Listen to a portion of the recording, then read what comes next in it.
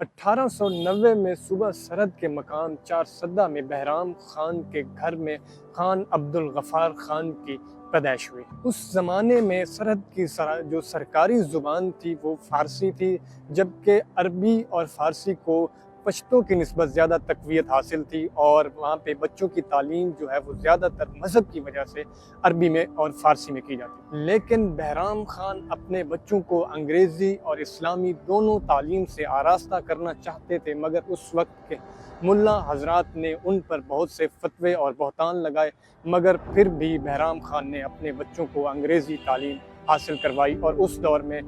باچا خان حافظ قرآن بھی ہو گئے تھے۔ باچا خان نے سیکولرزم کا سبق جو ہے وہ اپنی نوعمری میں ہی پڑھ لیا تھا۔ باچا خان نے 1929 میں جب چارسدہ کے مقام پر ایک جلسہ ہو رہا تھا اور ہڑبون کا شکار تھا وہ جلسہ،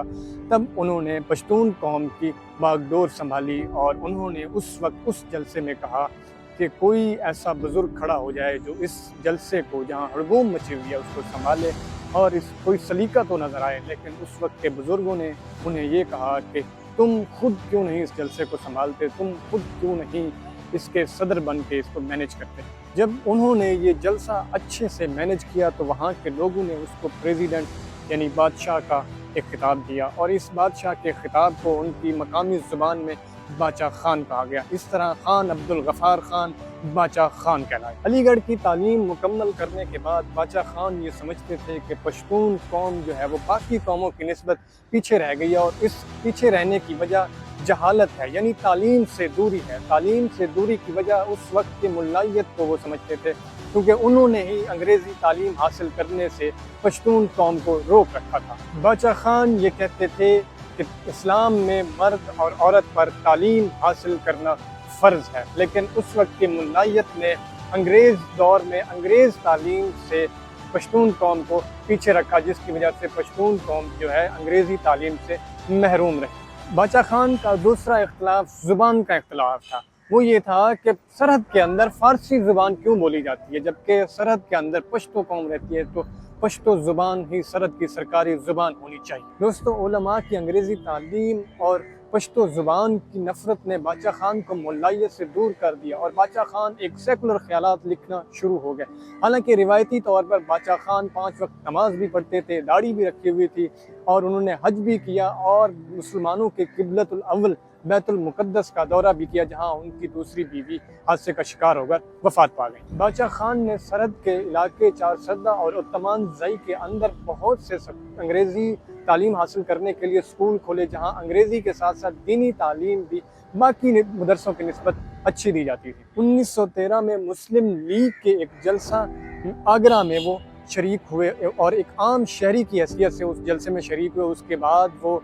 دلی چلے گئے، اور وہاں پر ایک مسجد میں بیٹھے ہوئے تھے، تو وہاں پر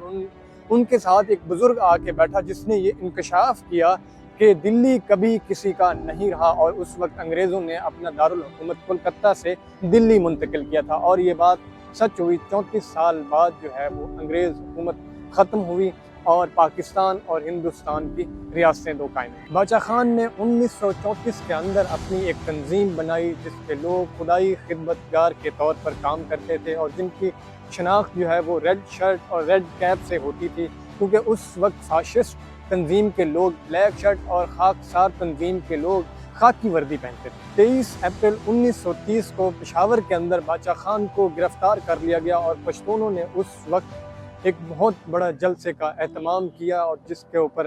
اس وقت کی برٹش گورنمنٹ نے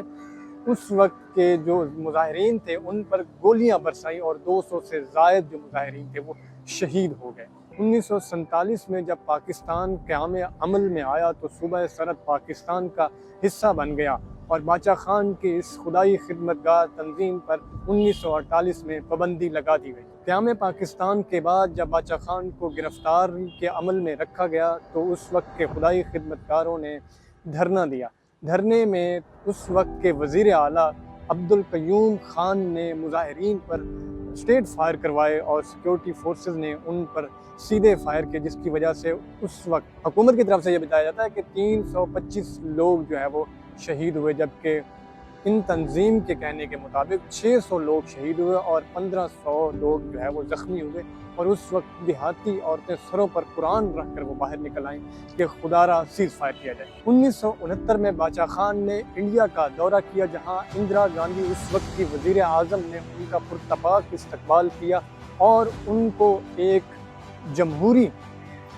لیڈر ہونے کی وجہ سے ان کو ایک آل انڈیا ایوارڈ سے بھی نوازا گیا۔ 1970 کے اندر پاکستان میں جنرل الیکشن میں NAP یعنی نیشنل عوامی پارٹی کی حیثیت سے خدائی خدمتگاروں نے حصہ لیا اور صوبہ سرحد میں انہوں نے الیکشن لڑا۔ 39 سال جیل میں گزارنے کے بعد 20 جنوری 1988 کے اندر باچا خان پشاور میں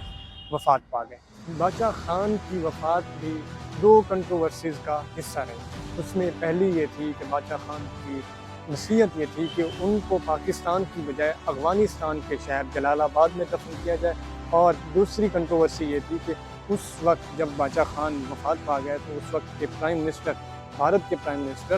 یہاں پر تشریف لائے، حالانکہ ان کو سیکورٹی خدشات ظاہر کیے گئے، لیکن اس کے باوجود بھی وہ یہاں تشریف لائے اور یہاں آ کر باچا خان کی